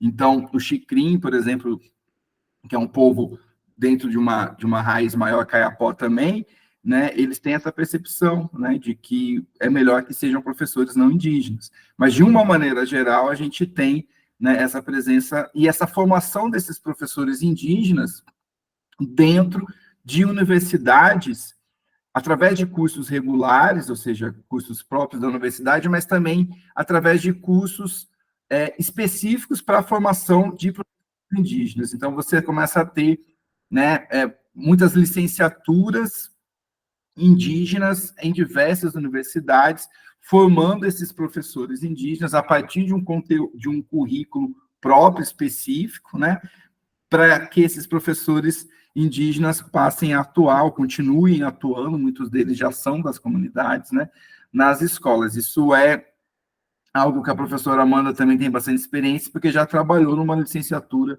intercultural indígena da UFMG, daqui a pouco ela pode falar um pouco sobre isso, e eu também já tive, né, algumas experiências em educação escolar indígena, né, lá no Alto Rio Negro, participando de processos de elaboração de projeto político-pedagógico das escolas indígenas, como também já atuei como consultor em educação escolar indígena pela Unesco em Minas Gerais, também trabalhando na elaboração dessas grades curriculares, né, próprias para o povo, no caso, Machacali, que eu atuei, né, e até esse conceito de grade curricular, me lembro que lá no Alto Rio Negro, os professores indígenas criticavam muito, sabe, professor Rafael, porque falavam assim, poxa, mas grade, né, grade é uma coisa tão fixa que a gente vai ficar preso no conteúdo, então o nosso currículo não pode estar dentro de uma grade. Então eles começaram a trabalhar com uma perspectiva de um currículo pós-feito, e esse currículo pós-feito é o quê? É uma construção curricular que se dá na própria dinâmica do itinerário escolar, né? E aí, só para fechar aqui com uma breve história, uma vez chegaram até um povo indígena ali no Brasil Central, né? Um professor meu, né, chegou e estava na beira do rio, e ele encontrou com esse povo indígena na beira do rio e falou assim, poxa, eu precisava ir lá na escola, para fazer um trabalho lá na escola. Aí eles falaram assim, não, não tem ninguém lá na escola, né? A gente está aqui, né? Mas a gente trouxe a lousa para cá, né?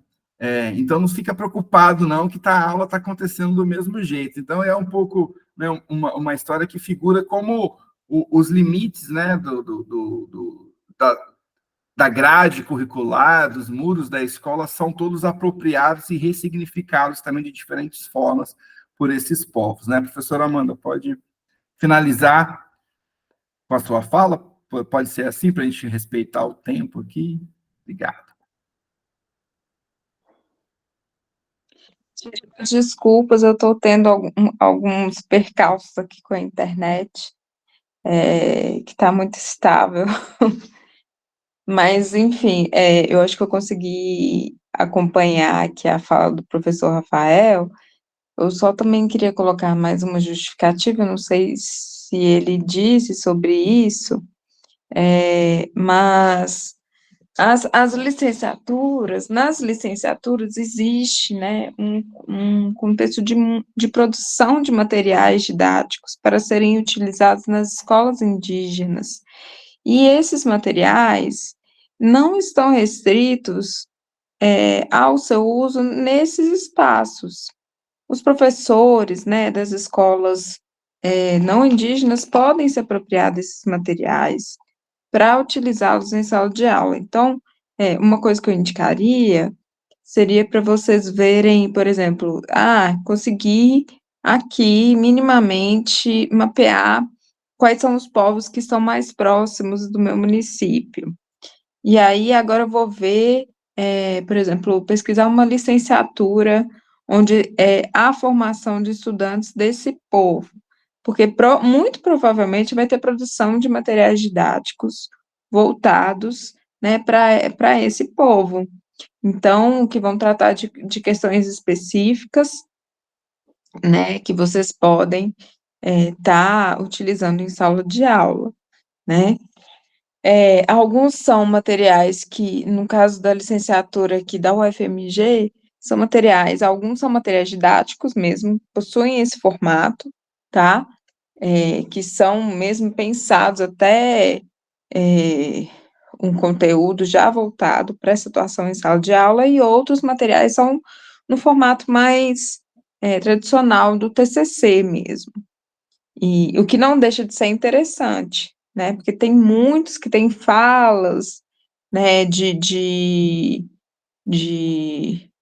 pessoas que são, assim, né, anciões e conhecedores, né, de saberes ancestrais que podem contribuir para material, assim, muito fértil, muito propício, assim, para ser utilizado por vocês, né. Aqui eu estou falando dos não indígenas, mas como a Adriana é indígena, né, e que atua também, pelo que eu entendi, numa escola não indígena, também pode fazer uso desse material, e aí também tá uma justificativa, né, mais uma para dizer que vocês estão fazendo o uso, né, pautado nas questões da legislação. Eu acho que é isso que eu tinha para falar, e espero que vocês tenham gostado dessa dinâmica aqui, que ficou um pouco mais, né, interativa, né, porque a gente está tentando escolher, eleger textos, assim, daqui para frente, textos que dão e dialogam mais com a realidade, né, da sala de aula, mas também, se vocês quiserem trazer outros elementos que são fora desse espaço, né, que é da sala de aula para a gente, né, nas próximas aulas síncronas, estar dialogando, fiquem à vontade, tá? A contribuição de vocês é sempre bem-vinda, e eu acho que é isso, ó. Bateu o sino aqui.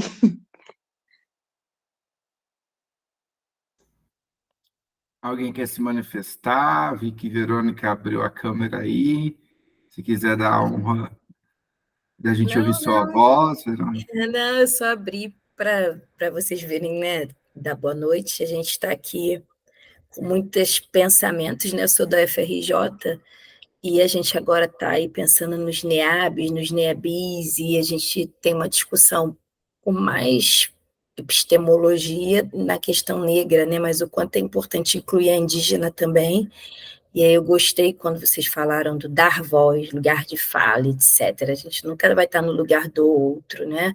Mas se aproximando. Então, quando falou assim, fala de sala de aula, eu lembrei que eu trouxe, acho que na primeira aula, a questão dessa discussão voltada para a saúde, que é a minha área de atuação, e agora aqui eu estava com um grupo, ao mesmo tempo, estava em várias demandas ao mesmo tempo, a gente trazendo a questão do NEABI, e eu corto o indígena, assim, deixo o NEABI, porque aqui é NEABI, não é NEAB, tem o I de indígena, mas o I de indígena talvez não seja trabalhado pelo nosso grupo que estávamos agora em reunião, né? É isso, é muita coisa.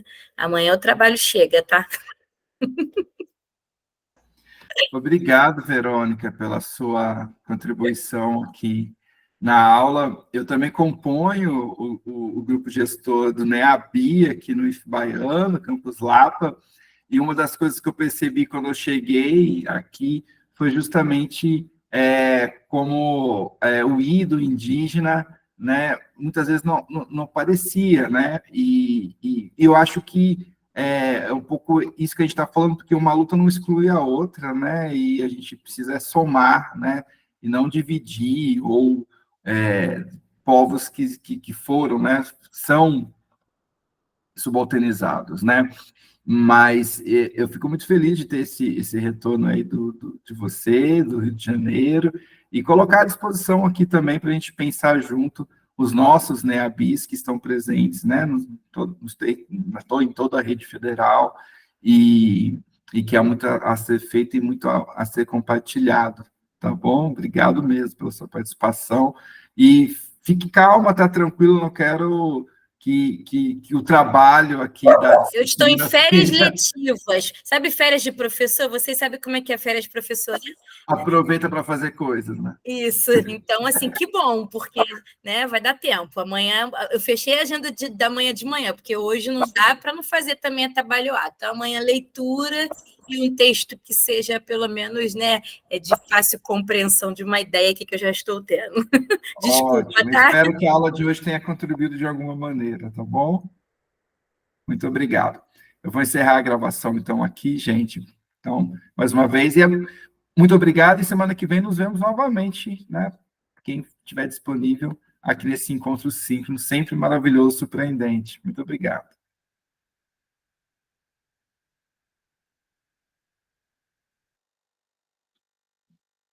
Tchau, tchau, pessoal. Até semana que vem. Boa noite.